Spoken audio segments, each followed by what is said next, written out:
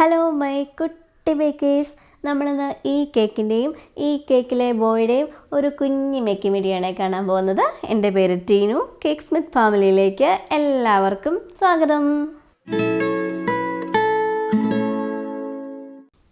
കേക്കിന് ഞാനൊന്ന് തട്ടിക്കൂട്ടി തൂത്ത് കയറ്റിയതേ ഉള്ളൂ. അപ്പോൾ അതൊന്ന് സെറ്റായിട്ടുണ്ട്. ഇനി അവനെ നമുക്കൊന്ന് വൃത്തിയാക്കി സുന്ദര കുട്ടപ്പനാക്കി എടുക്കണ്ടേ. ഇത് 1.5 kg ബട്ടർ സ്കോച്ച് കേക്കായിരുന്നേ. ഞാൻ 6 ഇഞ്ചിൻ്റെ പാനിൽ ബേക്ക് ചെയ്തെടുത്താൽ കേട്ടോ. അപ്പം ക്രം കോട്ടൊന്ന് വൃത്തിയാക്കി ഞാൻ ചെയ്തിട്ടില്ലായിരുന്നു. അപ്പോൾ ആദ്യമേ തന്നെ ക്രം കോട്ട് ചെയ്ത് അതിൻ്റെ ലെവലൊക്കെ ഒന്ന് കറക്റ്റാക്കി കൊടുക്കണം. അപ്പോൾ എവിടെയെങ്കിലും കുണ്ടും കുഴിയൊക്കെ ഉണ്ടെങ്കിൽ നമുക്ക് ക്രം കോട്ട് ചെയ്തൊന്ന് സെറ്റാക്കി എടുക്കാം. ക്രം കോട്ട് നമ്മൾ നല്ല വൃത്തിയായിട്ട് ചെയ്യുകയാണെങ്കിൽ കേക്കിനെ നമുക്ക് നല്ല വൃത്തിയായിട്ട് ചെയ്തെടുക്കാം. അതായത് വളവും ചെരിവും ഒന്നും ഉണ്ടാവത്തില്ല. കേക്ക് നല്ല സ്ട്രെയിറ്റ് ആയിട്ട് നമുക്ക് ഫിനിഷ് ചെയ്തെടുക്കാം.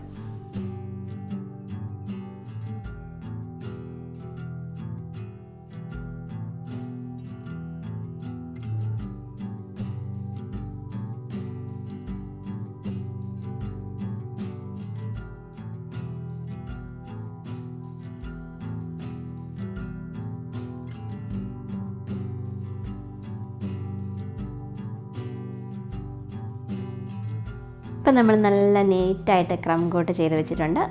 ഇനി നമുക്കതിന് ഫൈനൽ കോട്ടിങ് കൊടുക്കാം. ഒരു പിങ്ക് ഷെയ്ഡായിരുന്നു, പിങ്ക് തീമിലുള്ള കേക്കായിരുന്നേ.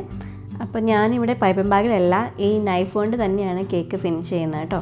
അപ്പോൾ നൈഫ് കൊണ്ട് കേക്ക് ഫിനിഷ് ചെയ്യുമ്പം ആ നൈഫ് കേക്കിൽ ടച്ച് ആകാതിരിക്കാൻ പ്രത്യേകം ശ്രദ്ധിക്കണം.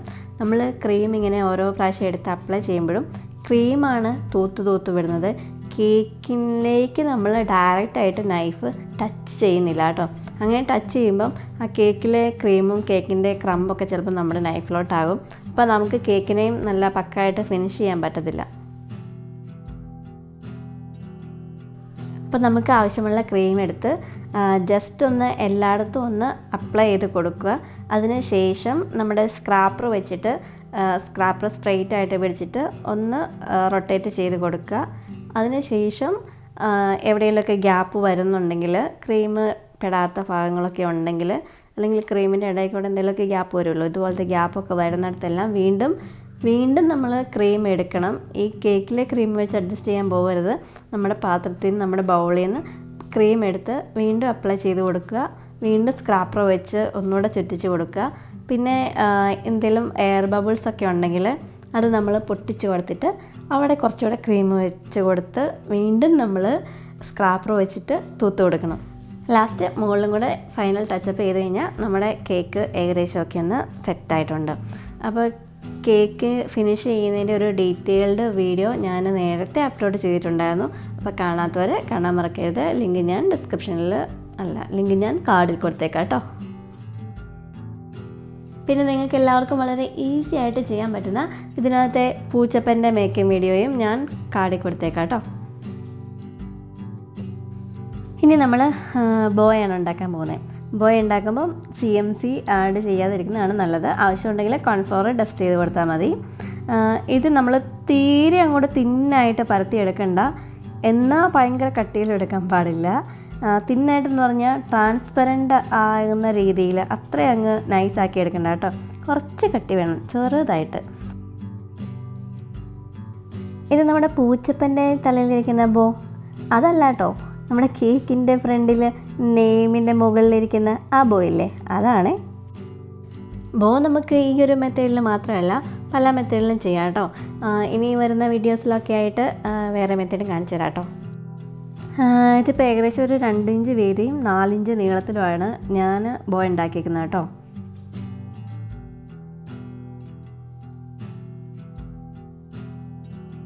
അപ്പോൾ ബോ ഉണ്ടാക്കാൻ വേണ്ടി നമ്മളിങ്ങനെ ഫോണ്ടൻ്റൊക്കെ പരത്തി വെച്ചിട്ട് അതിനിടയ്ക്ക് വേറെ പണിക്കൊന്നും പോകരുത്. പോയിട്ട് വരുമ്പോഴത്തേക്കും നമ്മുടെ ഫോണ്ടൻ്റ് ഡ്രൈ ആയിട്ടുണ്ടാകും. പിന്നെ നമുക്കതിനെ ചുരുട്ടിയെടുക്കാനൊന്നും പറ്റത്തില്ല കേട്ടോ. അപ്പോൾ നമ്മൾ ബോ ഉണ്ടാക്കുമ്പോഴും എത്രയും പെട്ടെന്ന് ഉണ്ടാക്കി തീർക്കാൻ പ്രത്യേകം ശ്രദ്ധിക്കണം. CMC ഇടണ്ടെന്ന് പറഞ്ഞത് അതുകൊണ്ടാണ്. നമ്മളിങ്ങനെ മടക്കിയെടുക്കുമ്പം ഫ്ലെക്സിബിലിറ്റി കിട്ടത്തില്ല. CMC കിട്ടുമ്പോഴത്തേക്കും ഫോണ്ടൻ്റ് കുറച്ചുകൂടെ ടൈറ്റ് ആകും. അപ്പോൾ ഇതുപോലെ നമുക്ക് എടുക്കാൻ പറ്റത്തില്ല. അതുകൊണ്ട് വേണമെങ്കിൽ കയ്യിൽ ഒട്ടിപ്പിടിക്കാൻ തോന്നിക്കഴിഞ്ഞാൽ കുറച്ച് കോൺഫ്ലവർ ആഡ് ചെയ്ത് കൊടുത്താൽ മതി.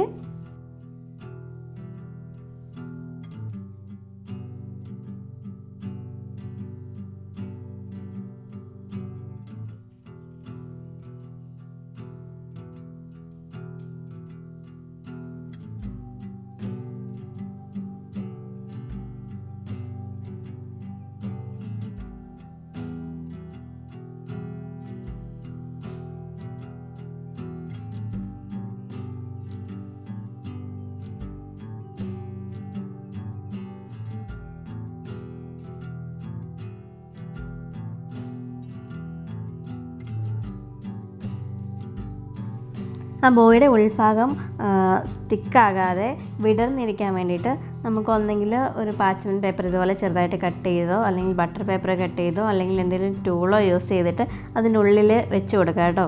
ഞാൻ വെച്ച് കൊടുക്കാൻ നോക്കിയപ്പോഴത്തേക്കും അത് ഓൾറെഡി മറ്റേ കുറച്ച് വെള്ളം കൂടി പോയപ്പോൾ അവിടെ ഒട്ടിപ്പിടിച്ച് പോയി.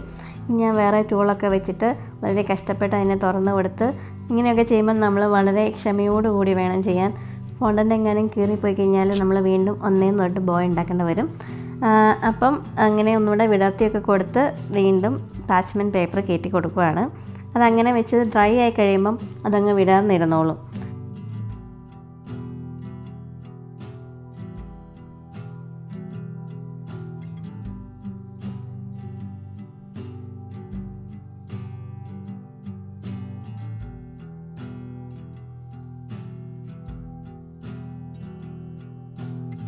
ഇനി നമ്മൾ ബോയുടെ സെൻറ്ററിൽ കൊടുക്കാനുള്ള പീസാണ് ഇവിടെ പരത്തിക്കൊണ്ടിരിക്കുന്നത്. അത് നല്ല നൈസായിട്ട് തന്നെ പരത്തിയെടുത്തോ കേട്ടോ, അതിന് ഒട്ടും കട്ടി വേണ്ട.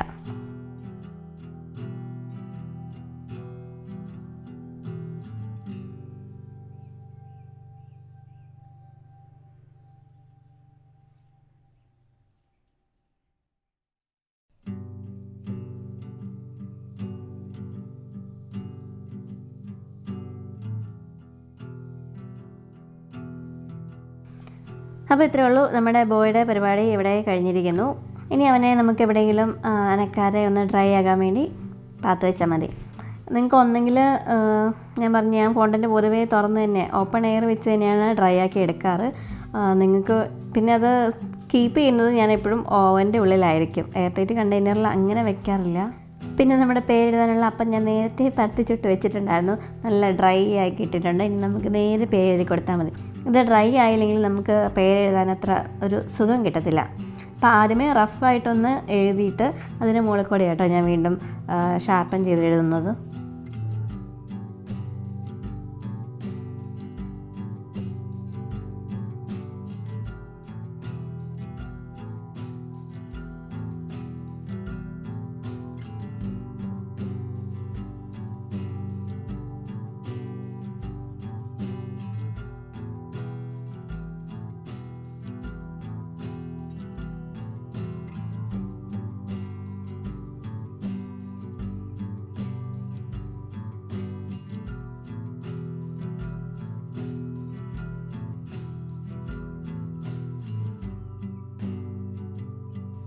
നമ്മുടെ പേര് ഇവിടെ നന്നായിട്ട് കോൺഫ്ലോറൊക്കെ ഇട്ട് ഡ്രൈ ആക്കി എടുത്തിട്ടുണ്ട്. ഇനി ബോ അതിൻ്റെ തൊട്ട് മുകളിലാണ് വെച്ച് കൊടുക്കുന്നത്. അപ്പോൾ അതൊന്ന് പ്ലേസ് ഒന്ന് കറക്റ്റായിട്ട് നോക്കിയിട്ട് എവിടെയാണെന്ന് നോക്കിയിട്ട് ജസ്റ്റ് ഒരു ഹോൾ ഇട്ട് കൊടുക്കുന്നുണ്ട്. കാരണം ഈ പേര് കേക്കിനകത്തേക്ക് ഒട്ടിച്ചിട്ട് ബോ എവിടെ കുത്താൻ പോയി കഴിഞ്ഞാൽ ചിലപ്പോൾ പണി പാളും. നിങ്ങൾ ഇതുപോലെ സ്റ്റിക്കിൽ റോസറ്റ് ചെയ്ത് നോക്കിയിട്ടുണ്ടോ? ഇതിന് ഏറ്റവും എളുപ്പമാണെന്ന് വെച്ചാൽ നമ്മൾ കേക്കിനകത്തേക്ക് വെക്കാനാണ് ഏറ്റവും സുഖം. ചുമ്മാ അങ്ങ് കുത്തിപ്പൊക്കി കഴിഞ്ഞാൽ അതവിടെ ഇരുന്നോളും. കേക്കിൻ്റെ ക്രീമിനൊന്നും ഡാമേജ് വരത്തുമില്ല. നമ്മളിത് ചെയ്യുമ്പോൾ ശ്രദ്ധിക്കേണ്ടതെന്ന് വെച്ചാൽ നമ്മൾ ഓരോ പെറ്റിലും വരയ്ക്കുമ്പം ആ സ്റ്റിക്കിനകത്തേക്ക് ജോയിൻ ചെയ്ത് പോകണമെന്ന് മാത്രമേ ഉള്ളൂ. ബാക്കിയെല്ലാം സിമ്പിളാണ്. പിന്നെ നേരെ സ്ട്രെയിറ്റ് ആയിട്ടങ്ങ് പിടിക്കാതെ കുറച്ച് തിരിച്ചങ്ങ് പിടിച്ച് കഴിഞ്ഞാൽ പെട്ടെന്നങ്ങ് ഊർന്നു പോകത്തില്ല. ഞാൻ ഈ കേക്കിൽ ചെയ്ത റോസ് എല്ലാം അങ്ങനെ ചെയ്തതാണ് കേട്ടോ.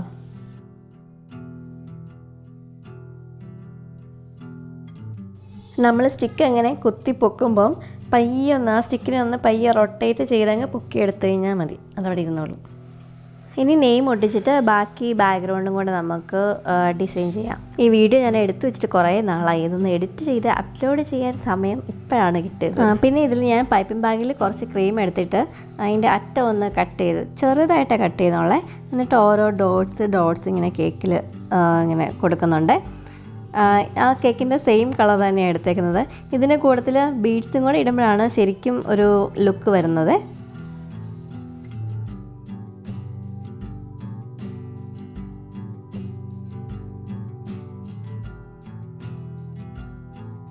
ഇനി നമ്മുടെ ബോ വെച്ച് കൊടുക്കുകയാണ്. ബോ ഞാൻ ഒറ്റ സ്റ്റിക്കിലാണ് വെച്ച് കൊടുക്കുന്നത്. അധികം വെയിറ്റ് ഇല്ലാത്തതുകൊണ്ട് നേരെ നിൽക്കുന്നുണ്ടായിരുന്നു കേട്ടോ. പിന്നെ നമ്മൾ ഫോണ്ടൻ്റയിലേക്ക് വെക്കുന്നത് കൊണ്ട് കുറച്ച് വെള്ളമൊക്കെ തൂത്ത് വെച്ച് കഴിഞ്ഞാൽ ആ ഫോണ്ടൻ്റേക്ക് സ്റ്റിക്കായിട്ടിരുന്നോളും. നിങ്ങൾക്ക് ഡൗട്ട് ഉണ്ടെങ്കിൽ, അത് ചെരിഞ്ഞ് പോകുന്ന ഡൗട്ട് ഉണ്ടെന്നുണ്ടെങ്കിൽ 2 സ്റ്റിക്ക് യൂസ് ചെയ്യണേ. പിന്നെ നമ്മൾ ഈ സ്റ്റിക്ക് കൊടുക്കുമ്പം കസ്റ്റമറിനോട് പ്രത്യേകം പറയണം, അവിടെ ഇവിടെ എല്ലാം ഓരോ സ്റ്റിക്ക് ഉണ്ടെന്നുള്ളത് നമ്മൾ പ്രത്യേകം പറഞ്ഞു വേണം കേട്ടോ കൊടുക്കാൻ.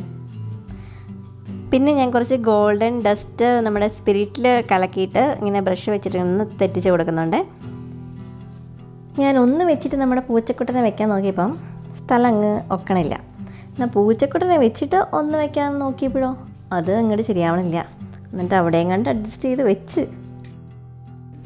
അപ്പോൾ അത്രേ ഉള്ളൂ കേട്ടോ. ഇതാണ് കേക്കിൻ്റെ ഫൈനൽ ലുക്ക്. അപ്പം വീഡിയോ ഇഷ്ടമായെങ്കിൽ ലൈക്ക് ചെയ്യാനും സജഷൻസ് കമൻറ്റ് ചെയ്യാനും മറക്കല്ലേ.